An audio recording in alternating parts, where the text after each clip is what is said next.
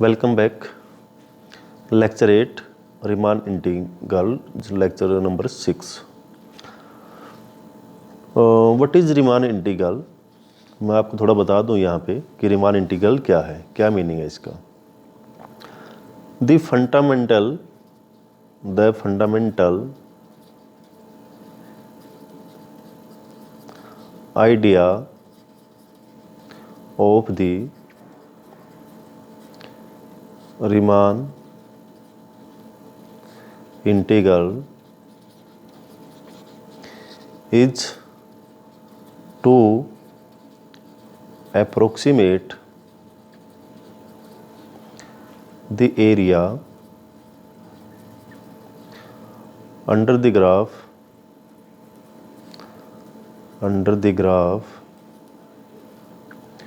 of a function by approximating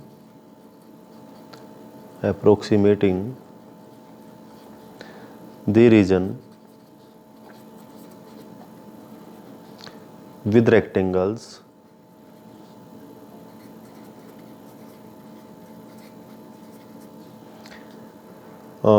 क्योंकि rectangles इसलिए कहा हमने क्योंकि यहाँ पर एरिया रेक्टेंगल का एरिया निकालना क्या है, इजी है. Then adding up the area of the rectangles and finally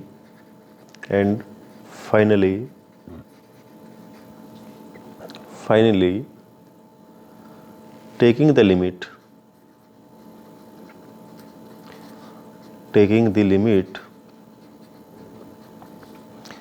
as the width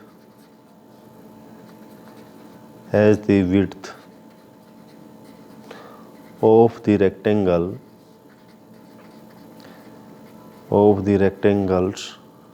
get thinner and thinner.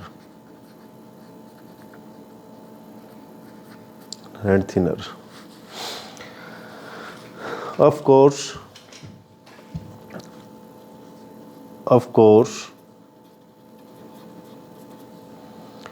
as with any other type of limit,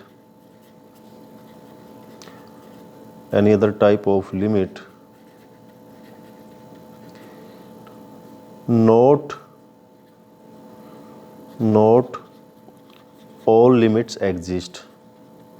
जैसे आपके पास लिमिट्स हैं तो लिमिट में सारी लिमिट किसी फंक्शन की सारी लिमिट एग्जिस्ट थोड़ी करती हैं. Not all limit of this type exist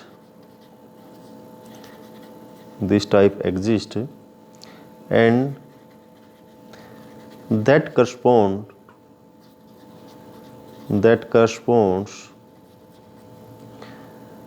to when the function is not integrable. यानी कि अगर लिमिट एग्जिस्ट नहीं करती तो फर्स्ट मीन्स क्या है, फंक्शन आपका इंटीग्रेबल नहीं है. which mean geometrically integrable, which means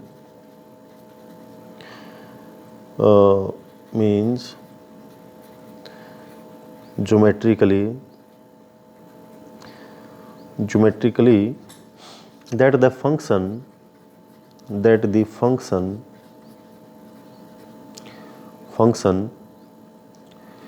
is so wildly behaved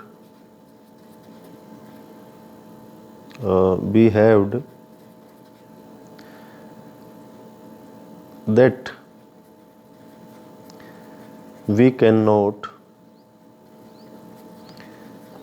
assign a number in a meaningful way.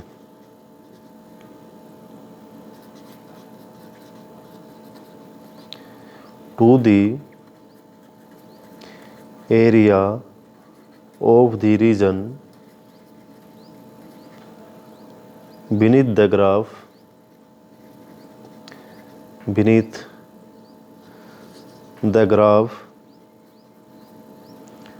of the function, beneath the graph of the function। Actually हम study क्या कर रहे हैं यहाँ पे, तो पहुँचना चाह रहे हैं हम जो रीमान सम पर।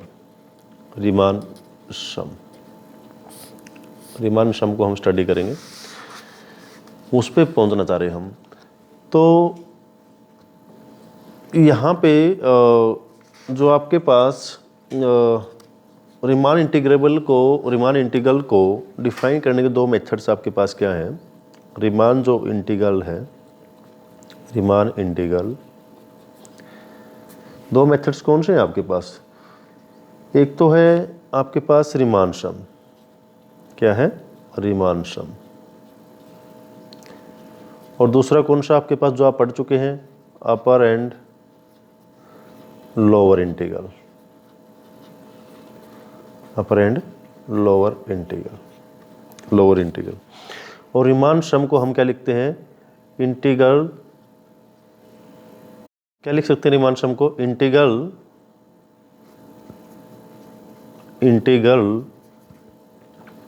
As a limit of sums.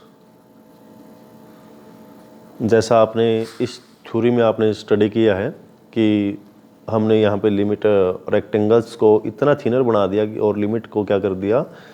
Large ले लिया, as n tends to infinity एक तरीके से। तो वही है, ये रीमान सम को डिफाइन करेगा। और Riemann sum integral as a limit of sum. और दूसरा रीमान इंटीग्रल को मेथड क्या है डिफाइन करने का? Upper and lower integral. ठीक है। There are variety of ways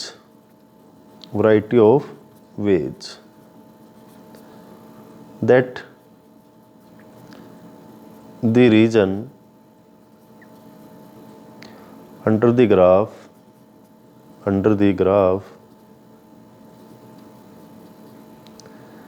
of a function might be approximated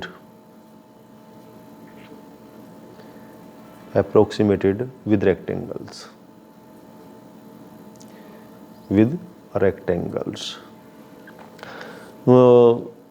different method हैं एरिया को डिफाइन करने के, under the graph of a function define कर सकते हैं। बट जो मेनली वेज हैं, टू स्टैंडर्ड वेज क्या है आपके पास? टू स्टैंडर्ड वेज क्या है आपके पास? एक तो है राइट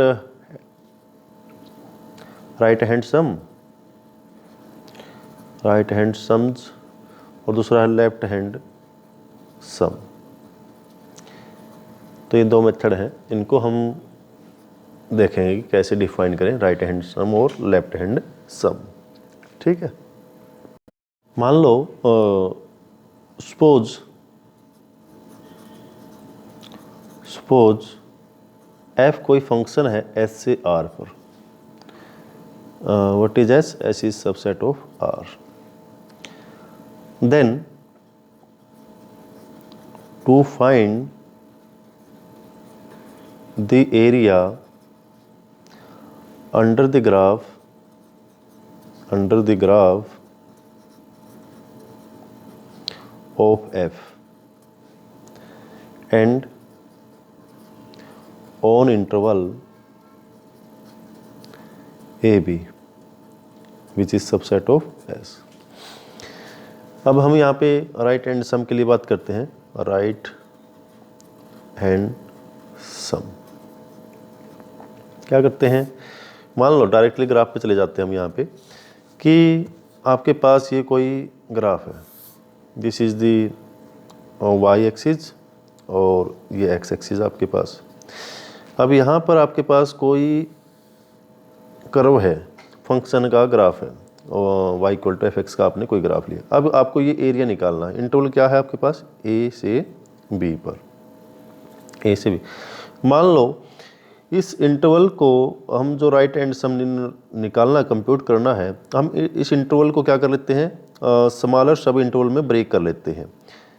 ये कर लिया आपने पॉइंट, ये पॉइंट कर लिया, ये पॉइंट कर लिया यहाँ, और ये पॉइंट ब्रेक कर लिया। अब जब आपने ये ब्रेक कर लिया, और अब हम इन सब इंटरवल के जो पॉइंट हैं, अब यहाँ पे मान लो कि ये आपके पास x नोट है। कौन सा x नोट, ये x नोट है, ये x1 है, ये x2 है, x3 है, x4 है, x5 है, x6 है, और x7 इक्वल टू b है, और x नोट इक्वल टू क्या है आपके पास a है। आपके पास ये पॉइंट है। अब इस पे हमने एक रेक्टेंगल बनाई, और रेक्टेंगल किस तरीके से बनाने हैं कि जो height of the rectangle equals the value of the function, form a rectangle above each subinterval कि where the height of the rectangle equals the value of the function f at the right end point. ये जो इस interval सब interval है a से x1 पर या x note से x1 पर, ये एक सब इंटरवल बन गया।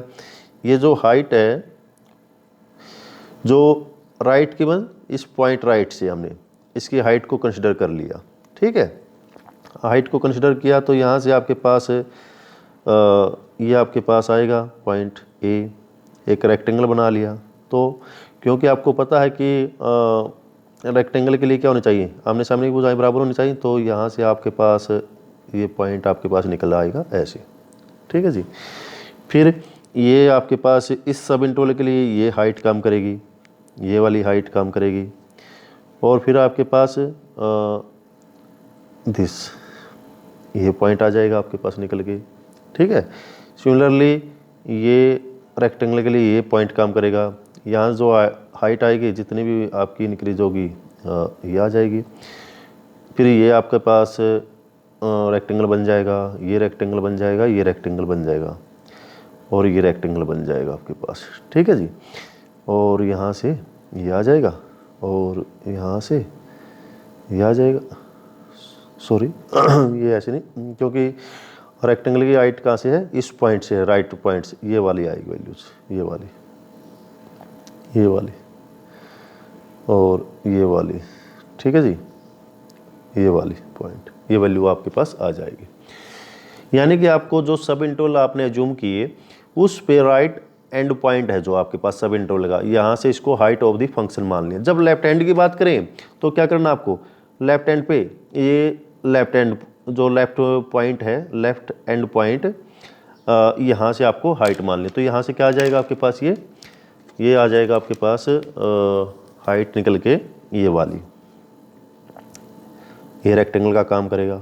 फिर ये आ जाएगा रेक्टेंगल का काम, फिर ये रेक्टेंगल का काम करेगा, एंड सो ऑन, ये फिर ये, और यहाँ से ये वाला काम करेगा, ठीक है जी। कितने सब इंटरवल बन गए यहाँ पे, 1 2 3 4 5 6 7 सब इंटरवल आपके पास बन गए। और फिर हमने क्या करना कि इन सब का एरिया निकाल के, क्योंकि एरिया ऑफ रेक्टेंगल आप निकालना जानते हैं, सब का एरिया निकाल के इसको क्या कर देना है, आपको सम कर देना है। To obtain an approximation of the area under the graph of the function, वो अप्रोक्सीमेशन आ जाएगा, ठीक है। तो राइट हैंड जो सम है उसके लिए ये राइट पॉइंट कंसीडर करना है, और लेफ्ट हैंड सम के लिए कौन सा करना है, लेफ्ट वाला पॉइंट करना है। तो इस तरीके से आप एक ग्राफ को ड्रॉ कर लेंगे, और आपके पास यहाँ से राइट हैंड सम और लेफ्ट हैंड सम आप निकाल सकते हैं। अब क्या करना है कि to find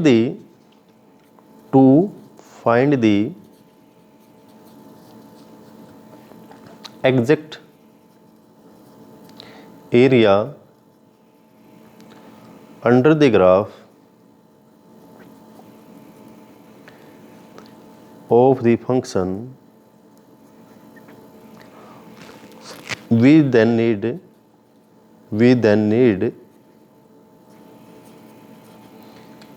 to take some sort of limit as the subinterval की get smaller and smaller, get smaller and smaller. हम क्या करेंगे कि अब तो आपने 7 में भी ब्रेक किया है, फिर इसको 14 में कर लो, 21 में कर लो एंड शो ऑन, इतने स्मॉल बना लो कि आपके पास ये जो डिफरेंस है, ये वाला जो आउटसाइड डिफरेंस आ रखा है आपका यहाँ से लेके और यहाँ तक, ये वाला जो गैप है, कौन से वाला गैप, ये वाला जो गैप है आपके पास, ये वाला गैप आपके पास क्या हो जाए, ये दोनों ही मार्जिन बड़ा कम आ जाए। और जब जो आपकी लिमिट आपकी सब इंटरवल स्मॉल होते रहेंगे तो एरिया उतना ही आपका एग्जैक्ट आता रहेगा इसमें। तो इन सब इंटरवल्स को हमने क्या कर लिया, एक तरीके से n tends to infinity, limit को n टेंड्स टू इन्फिनिटी आप ले गए हैं, जिससे आपका क्या फाइंड आउट कर सकते हैं, एरिया एग्जैक्ट की तरफ आप बढ़ सकते हैं, यानी कि एग्जैक्ट एरिया आप निकाल सकते हैं। Now we have find out, now we have find out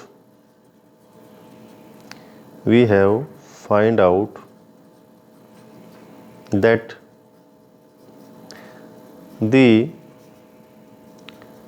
Riemann sum or Riemann integral is based upon a generalization of right hand sum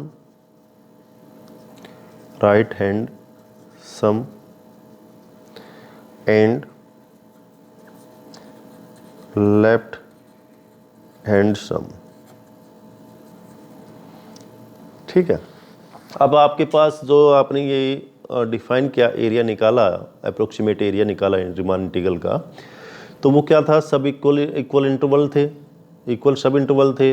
अब कोई ऐसा केस भी आ सकता है कि जहाँ अनइक्वल इंटरवल हो, तो जब आप एरिया की बात करते हैं, रीमान इंटीग्रल की बात करते हैं, तो हर उस पॉइंट के लिए बात करते हैं, एक इक्वलिटी और अनइक्वलिटी के लिए आप बात करते हैं। तो ऐसे भी केस हो सकते हैं कि जहाँ पर आपके पास अनइक्वल इंटरवल हो और जहाँ पर फंक्शन का मिसबिहेव हो, और वहाँ पर आपको सोचना पड़ सकता है कि भाई यहाँ पे हम इस पॉइंट के लिए क्या करें, यहाँ पे कैसे आप एरिया फाइंड आउट कर सकते हैं। सो केसेस हो सकते हैं यहाँ पे आपके पास।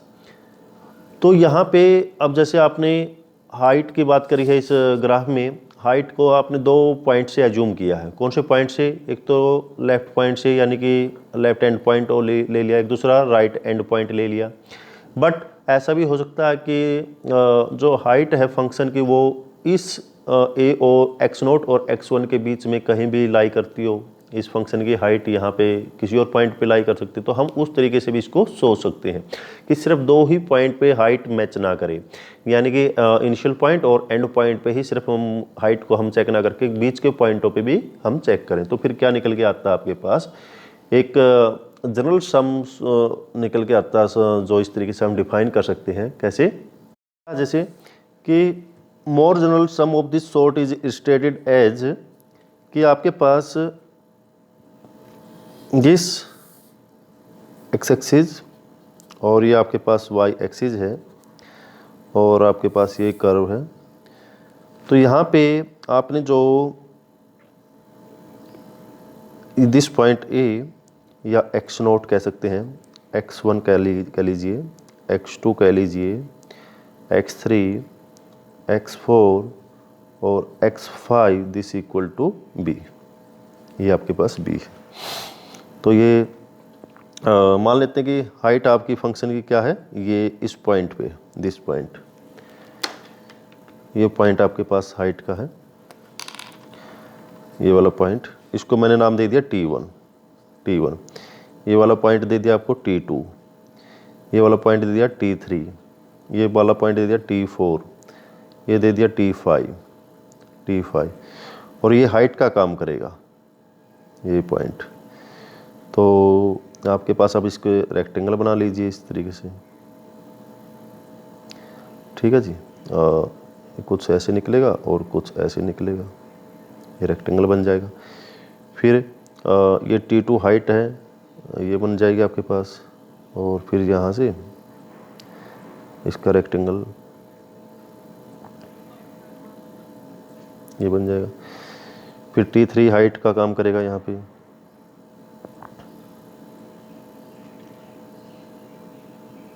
ये आ जाएगा और ये आ जाएगा। T4 के लिए height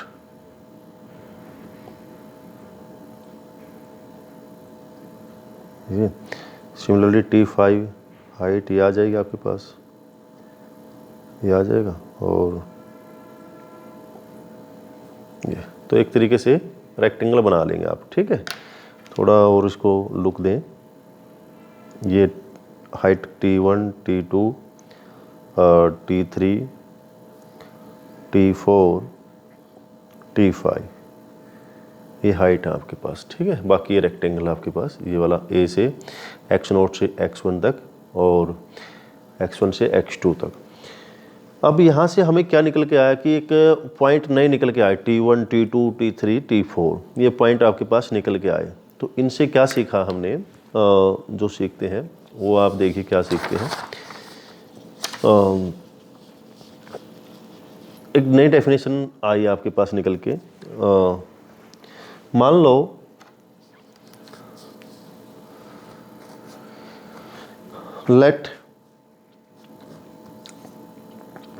let AB subset of R be a closed bounded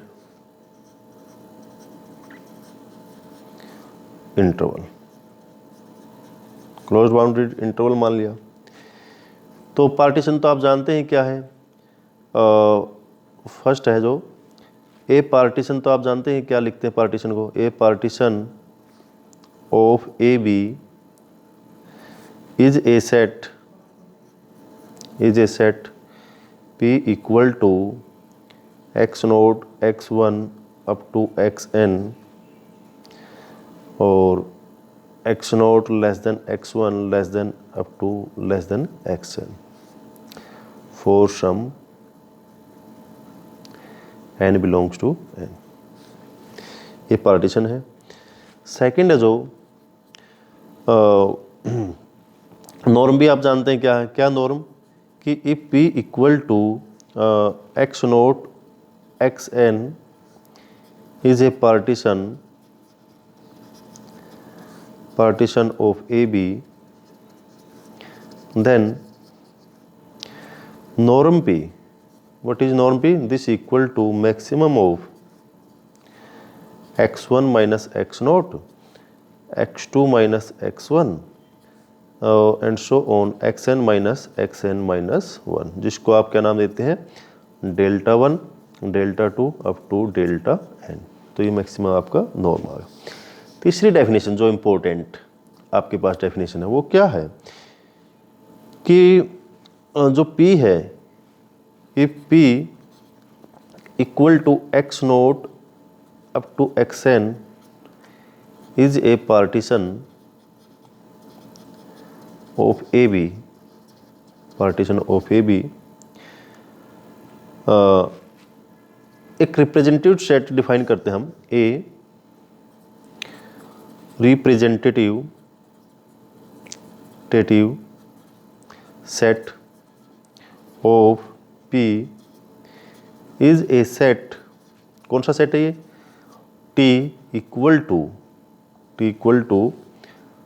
T1 T2 T3 up to Tn such that Ti belongs to xi minus 1 xi for all I belongs to 1 2 2 up to n।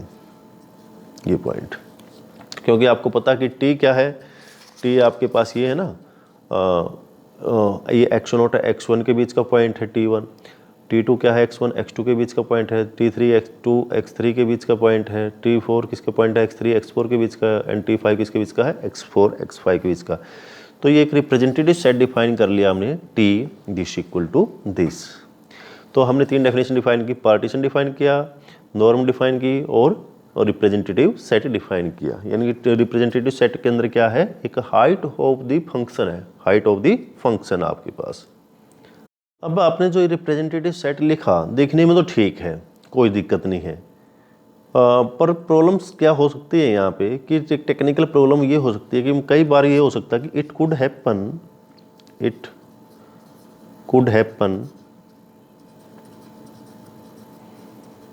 Happen that ti minus one this equal to ti।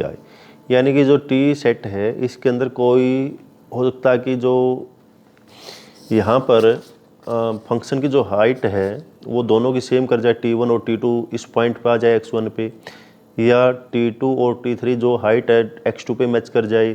तो यानी कि आपके पास ऐसा हो सकता है कि कोई ti बराबर हो जाए ti माइनस वन के बराबर। और जब ऐसा हो जाएगा तो हमें क्या चाहिए, हमें तो ti प्रत्येक सब इंटरवल से चाहिए, x यानी कि x नोट x1 से T1 चाहिए, x1 x2 से क्या चाहिए, T2 चाहिए, x2 x3 से क्या चाहिए, हमें T3 चाहिए। तो हर सब इंटरवल से हमें क्या चाहिए, ti चाहिए। तो ये टेक्निकल प्रॉब्लम आ जाएगी क्योंकि हम सेट है, टी सेट है और सेट के अंदर कभी भी किसी एलिमेंट को रिपीट नहीं करते, तो एक एलिमेंट आ जाएगा यहाँ से, और यहाँ से क्या आ जाएगा कि अगर ये केस बन गए आपके पास, तो T having fewer than n elements.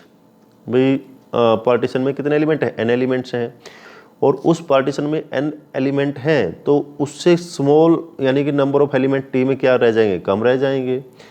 और अगर ऐसा होता है तो हम कितने एलिमेंट्स चाहते हैं, हम तो n एलिमेंट्स चाहते हैं ना, टी के अंदर भी n एलिमेंट्स चाहते हैं कि ये टी के अंदर जो एलिमेंट है n से कम ना हो, क्योंकि हर सब इंटरवल से हम एक ti उठाते हैं। तो इसलिए टेक्निकल करेक्ट वे क्या है इसको डिफाइन करने का, therefore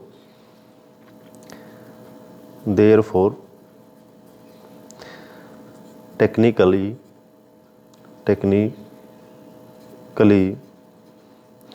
correct way to define a representative set would be as a function. एक फंक्शन की तरह इसको डिफाइन करेंगे, कैसे कि T such that 1 2 up to n to A B, और such that T of i belongs to xi minus one to xi for all i belongs to 1 2 up to n।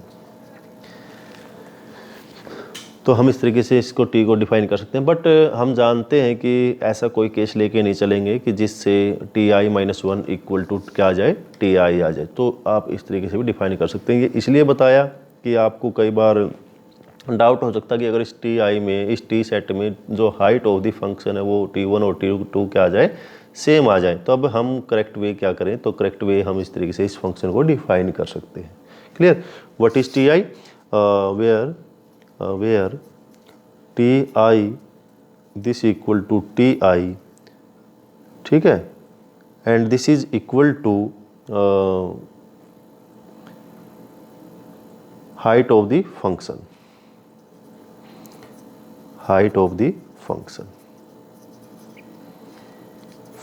ये height of the function को denote करता है ti, ठीक है। अब हम Riemann sum को डिफाइन करते हैं।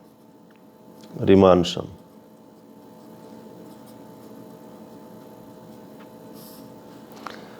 सम कैसे करें डिफाइन इसको, let A B subset of R, closed bounded interval मान लिया, और लेट कर लेते हैं एफ ए बी से आर पर बी ए फंक्शन, एक फंक्शन आपने एज्यूम कर लिया। लेट पी एक पार्टीशन आपने एज्यूम कर लिया, X naught x1 up to xn, be a partition of A B, ठीक है जी। And let T equal to t1 t2 up to tn be A representative set of P, P का एक representative set मान लिया, ठीक है। इसको आप टैग्स भी बोल सकते हैं, टैग्स भी कहते हैं इसको, ठीक है। The Riemann sum, then the Riemann some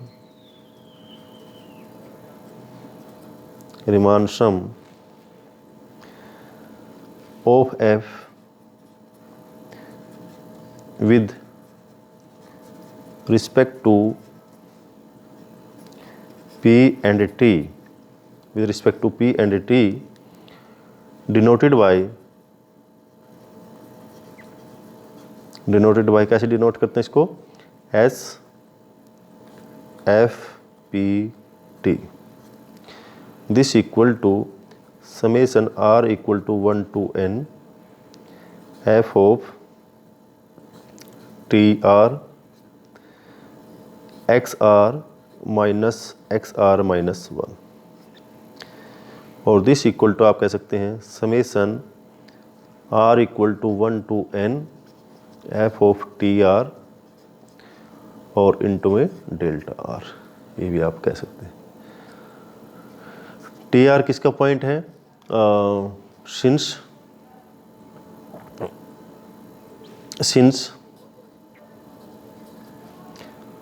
TR is any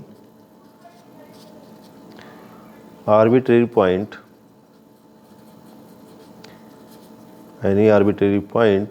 of xr minus 1 xr, arbitrary point है, therefore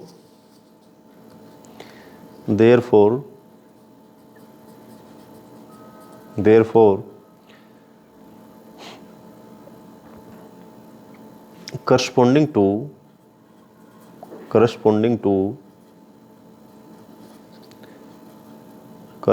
to each partition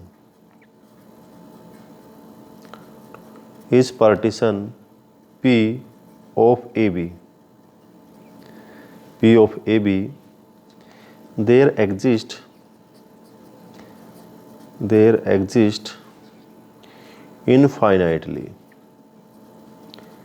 infinitely many Riemann sum।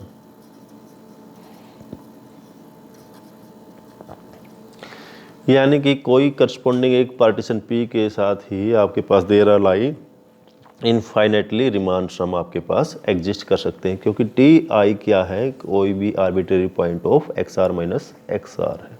Clear. तो इसको ऐसे भी लिख सकते हैं, पी और टी को इकट्ठा पी और टी को ऐसे भी डिनोट कर सकते हैं, जो पी और पार्टीशन है ना और रिप्रेजेंटेटिव सेट है, इसको ऐसे भी डिनोट कर सकते हैं आप, x I minus 1 x i comma t i such that i equal to 1 to n। यहाँ पर x I minus 1 x i कह लीजिए, आई कह लीजिए, या आर वेरी करा लीजिए, यहाँ पर R equal to i, that is ये दोनों ही आपके पास क्या है, सेम है। तो आप आई लिख सकते हैं या आर लिख सकते हैं। टी आई क्या है, belongs to X I minus 1 x I. ये जो टैग्स या रिप्रेजेंटेटिव पॉइंट हैं, इनको कैसे चूज कर सकते हैं, ये can be chosen in arbitrary choose कर सकते हैं इनको। This may be left and points और राइट एंड पॉइंट हो सकते हैं, या मिड पॉइंट ऑफ सब इंटरवल हो सकते हैं, यानी कि यहाँ पर पर्टिकुलर कंडीशन नहीं है कि टी आई कोई लेफ्ट हैंड पॉइंट होगा या राइट हैंड पॉइंट होगा सब इंटरवल का, या ये मिड पॉइंट होगा सब इंटरवल का। तो आपकी चॉइस है, आप जैसा चूज करना चाहिए इसको चॉइस चूज कर सकते हैं। तो F T I what is, यहाँ पर जो एफ टी आर है, एफ टी आर एक तरीके से या एफ टी आई कह लीजिए, what is F T R. F T R क्या है, डिनोट्स दी, पीछे बताया था मैंने, denotes the height of F at T R, Heights को डिनोट करता है। ठीक है, तो हम अब कुछ एग्जांपल करेंगे यहाँ पे इस रिमान सम को डिफाइन तो कर लिया। एग्जांपल करने से पहले एक बेसिक सी नॉर्मल सी डेफिनेशन और मैं बता देता हूँ। रिप्रेजेंटेटिव सेट जो लोकल बुक कई बार यूज़ करती हैं, जिसमें ये कंप्लीट डेफिनेशन ना हो करके सिंपल डेफिनेशन डिफाइन करते हैं। और मैंने ये आपको डेफिनेशन इसलिए बताई कि आपको पता लगे कि एक्चुअली में ये वो जो लोकल बुक में डिफाइन करते हैं और इसमें जो मैंने डेफिनेशन बताई कि आपका क्या डिफरेंस है, व्हाट इज़ ये टी आर या पॉइंट कहाँ से उठते हैं। कि एफ कोई रियल वैल्यूड फंक्शन है, एफ कोई रियल वैल्यूड फंक्शन है, डिफाइन है, एफ ए बी से आर पर डिफाइंड है, रियल वैल्यूड बाउंडेड फंक्शन है। और पी कोई पार्टीशन है, P is partition A equal to x naught x1 up to xn equal to B, ये पार्टीशन है किसका, ऑफ ए बी का। और जाई आर किसका मान लिया, let xi R be any arbitrary point of x R minus 1 x R, इसका आर्बिट्रेरी पॉइंट मान लिया। ठीक है जी। और आर पता आपको क्या है, R belongs to 1 to up to n से पॉइंट, इसका point. Then this sum, then Riemann sum denoted by, note कैसे करते हैं इसको, एस एफ पी ऐसे डिनोट कर दिया। और this equal to summation R equal to 1 to n f of xi R delta R, इसको क्या कह दिया आपने, रिमान सम कह दिया। तो ये जाई आर क्या है, दिस इज़ दी, यहाँ पर अब जब आपने ये डेफिनेशन सीख ली सारी की सारी रिमान सम की, कि क्या ये जाई आर है, ये रिप्रेजेंटेटिव सेट का पॉइंट है। और what is this f xi R, this is the height of the function at xi R. Clear, तो आप इस तरीके से इसको भी डिफाइन कर सकते हैं। ओके, तो नेक्स्ट डेफिनेशन डिफाइन करने से पहले हम यहाँ पर कुछ एग्जांपल करेंगे जो आपके लिए बड़े इंपॉर्टेंट हैं, तो आप उनको